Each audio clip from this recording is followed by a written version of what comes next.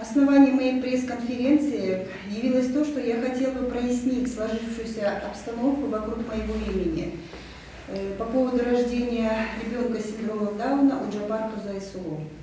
Я врач-акушер-гинеколог Гармукулова Айра Самбековна, являюсь директором этой же клиники.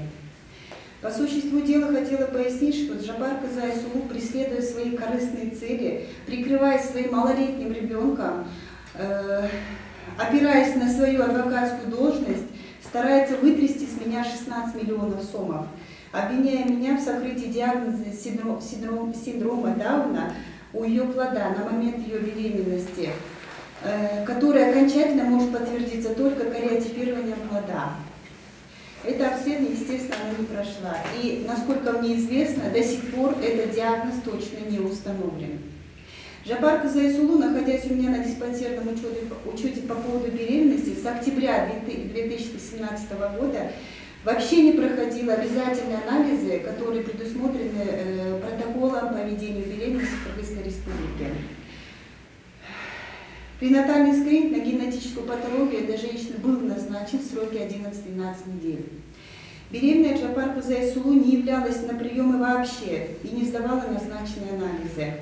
Когда я неоднократно звонила ей на мобильный телефон, она отказывалась приходить на приемы и запугивала меня Генеральной прокуратурой, когда я хотела снять ее с учета. Не желая портить отношения с этой женщиной, с Джапаркой Зайсулу, я не стала снимать ее с диспансерного учета, но приглашать ее на приемы я продолжала.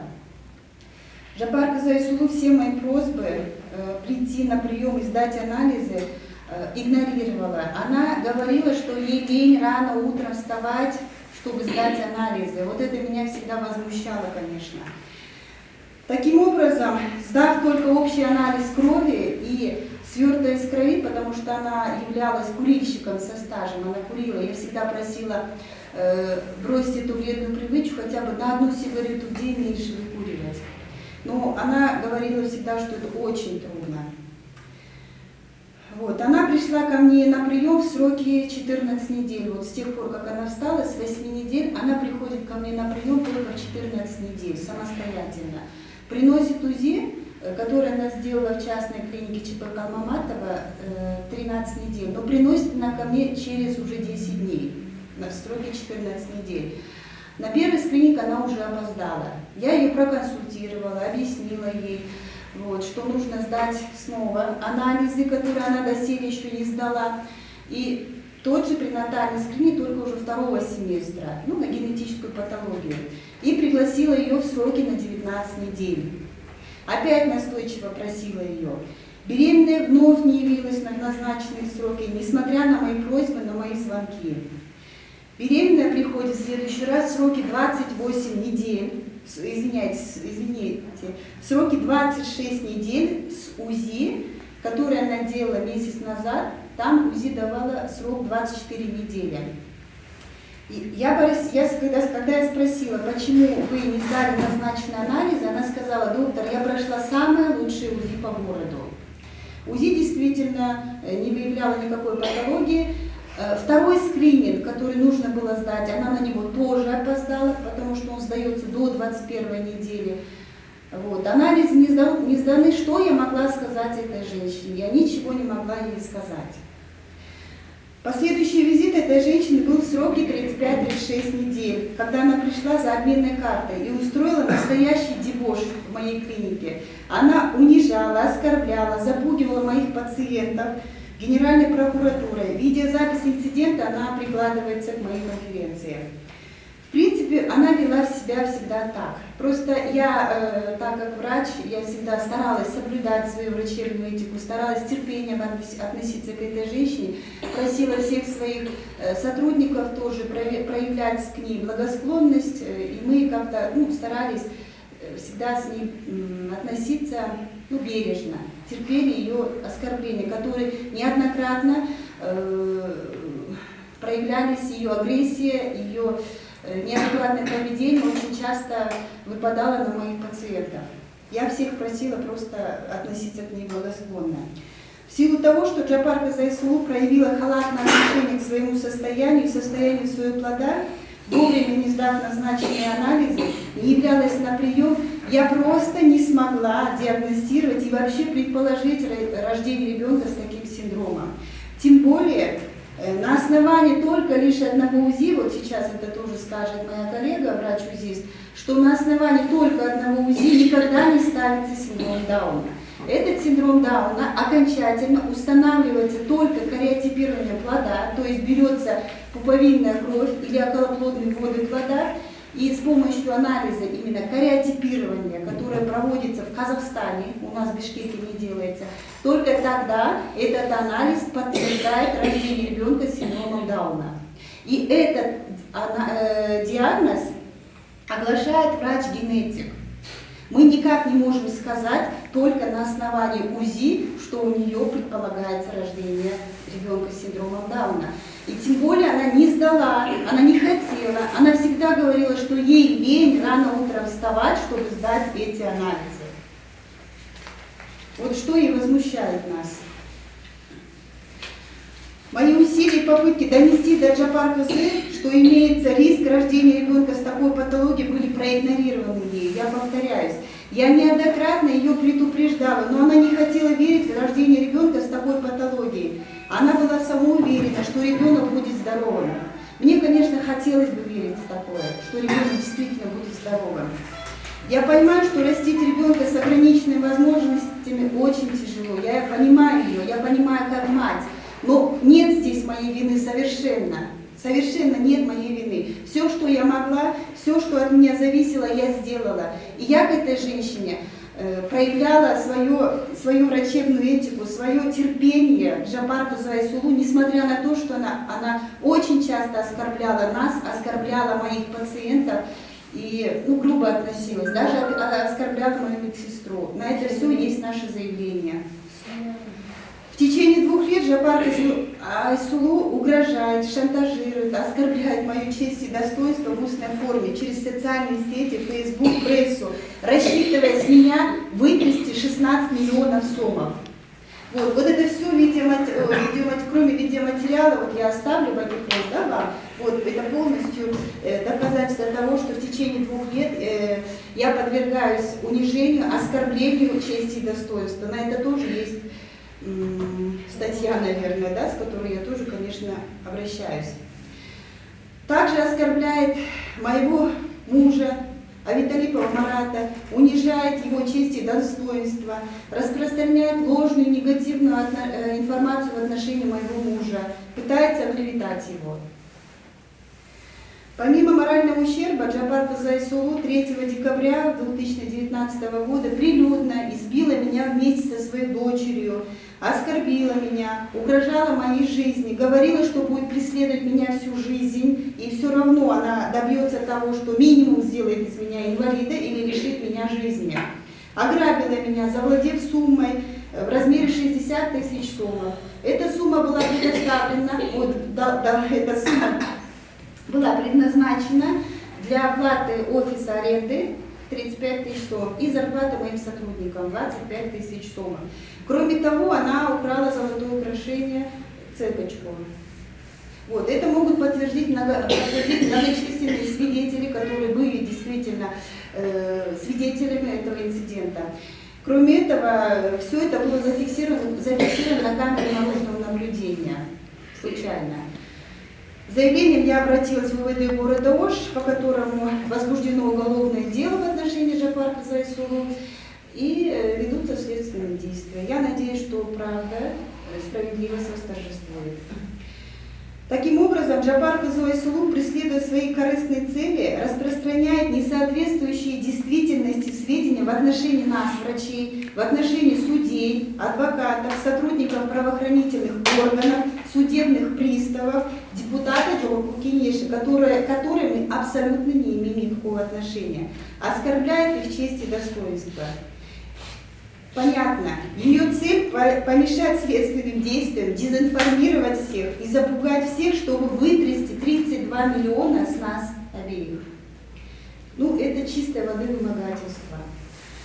Я не знаю, куда смотрит адвокатура Кыргызской республики, в рядах которой состоит Джапар Кызы Айсулу, которая бесчинствует, такие инциденты повторяются очень часто, не только со мной, мы осведомлены, даже в отношении моих пациентов, которых я еле успокоила, чтобы они не жаловались на нее. Вот, и еще раз повторяю, что это видеоинциденты есть у нас. Я еле успокоила своих пациентов, я просила не писать никуда, не обращаться, вот, хотя они, в принципе, тоже готовы обратиться с заявлением.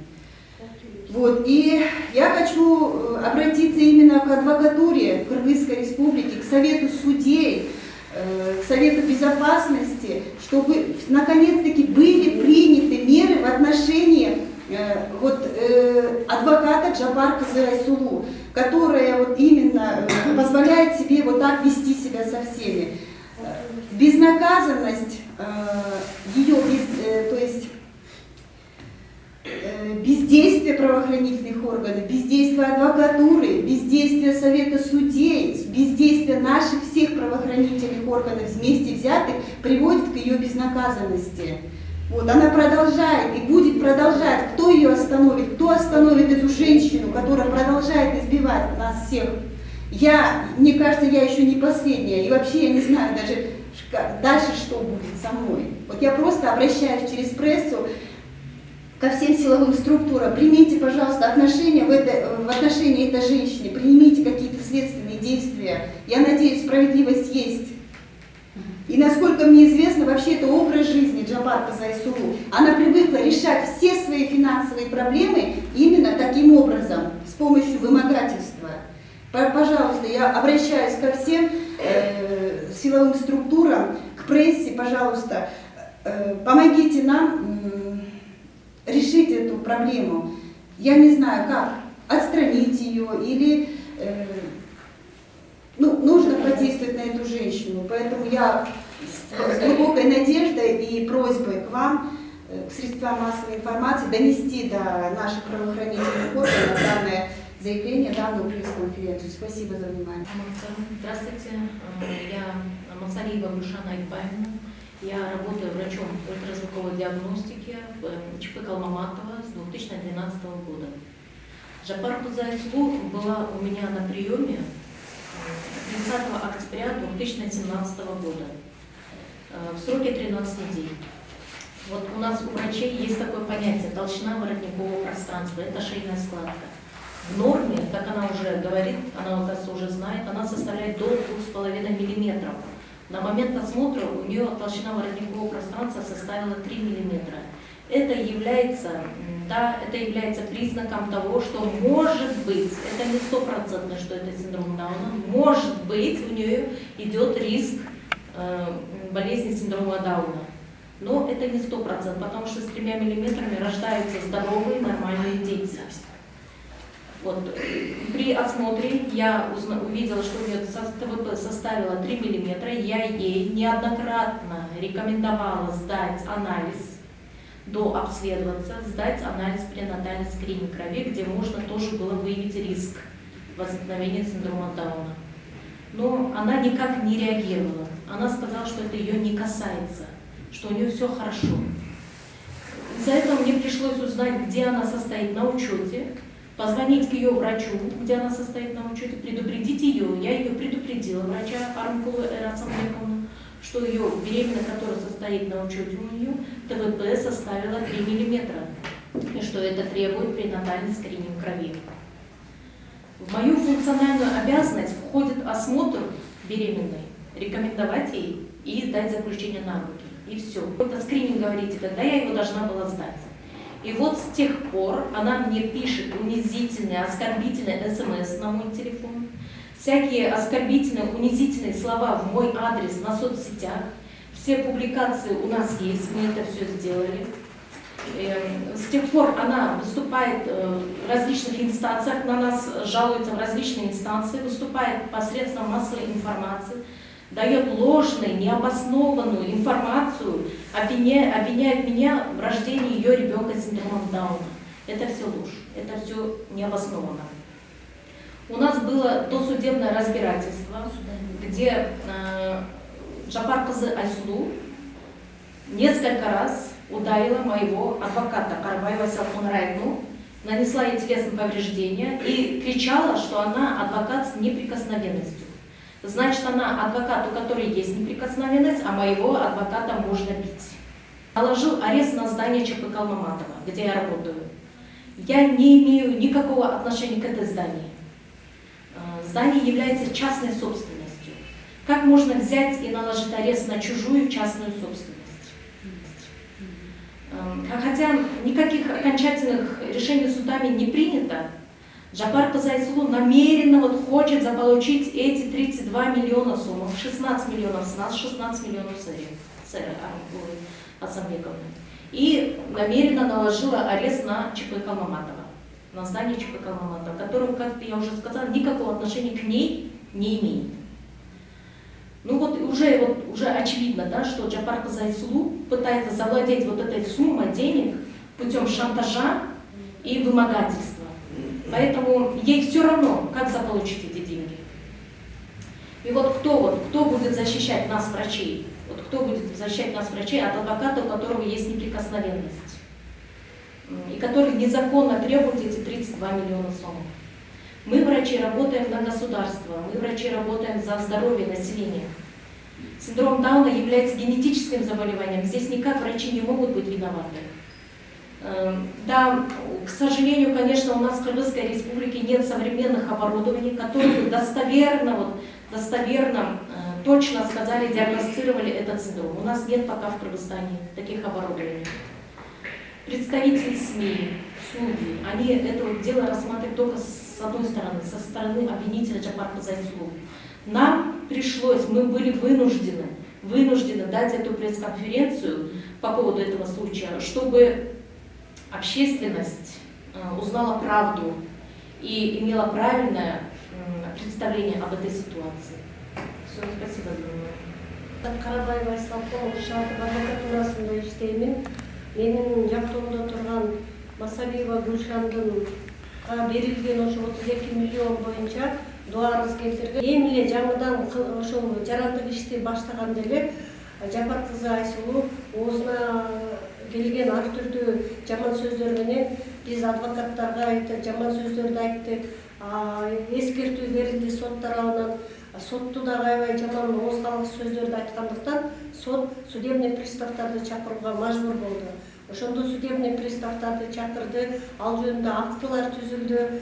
Андан кийин судебный приставдар алып кетип атса, алардан чуркап келип туруп, коридордо турган мени бетиме чаап, андан кийин сумкасы менен башыма бир нече жолу чаап, мени тургузбай койду. Ошол мезгилде судебный приставдар келип, аны ажыратууга алар милдеттүү да. Сот имаратында болуп аткан ар бир уруш жаңжалдарга судебный приставдар ошон үчүн ишке алынган. Ошон үчүн судебный приставдарды жаңыдан ишке алды да, соттогу ушундай жаңжалдарды милиция келгенге чейин судебный приставдар жөнгө салыш үчүн. Алар ошо Жапар кызы Айсулу мени подвалга 3 часа закрыли дейт. Подвал болуп, ал эмне бир решетка беле судебный приставдардын болгон рабочий кабинети. Судебный приставдар ош шаардык сотунун подвалында алардын кабинети. Алар өздөрүнүн кабинетине келип, ошол болгон окуяны ош шаардык укук коргоо органдарына өткөрүү үчүн аларга кайрылып, жана алар өздөрү дагы акты түзүп, ошол актыга күбөлөндүргү чейин эле ал эшик ачык турса деле эмне заперли деп эле кыйкырып, өзү видеого алып, ал мына азыр укук коргоо органдары мына мени урганы боюнча, мына Арыкулова Эраны урганы боюнча, андан дагы Алишев акылдын аялын уруп атат. Мына ушулардын бардыгына эгерде башка бирөө кичинекей эле бир кылмыш кылса, ошол иштер дароо эле тергелип сот органына өтөт. Жапар кызы Айсулу өзүнүн баягы көрүп бала чакасын жетелеп алып, укук коргоо органдарындагы действияларын иш жүзүнө ашырбай, бардыгына басымдуулук кылып, өзүнүн азыркы учурда дагы кош бойлуу экендигин, ага бирөө тийип электеле менин боюмда бар, андай болот да, бул өзү шантаж менен жашап калыпты да. Бизди ошондой жаманатты кылып аброюбузга шек келтирген үчүн алар дагы өздөрүн моралдык жактан унижение сезип атат. Мына ушуларды жыйынтыктап, мына Ош шаардык укук коргоо органдары, Ош шаардык прокуратура ушуну чегине коюш керек. Мен Ош шаарынын башкарчы гинекологу Мырзакулова Ишимжан Буркановна. Бул чуулган окуя боюнча иликтөө жүргүзгөнбүз. Иликтөө жүргүзүп жатканда биз бул дарыгердин же ошол доогер Айсулуу Жапаровнанын досуна карабастан биз ошол кош бойлуунун баяны 110 euro деген форма болуп, бул юридикалык документ. Ошол документтин негизинде гана иликтөө жүргүзөбүз.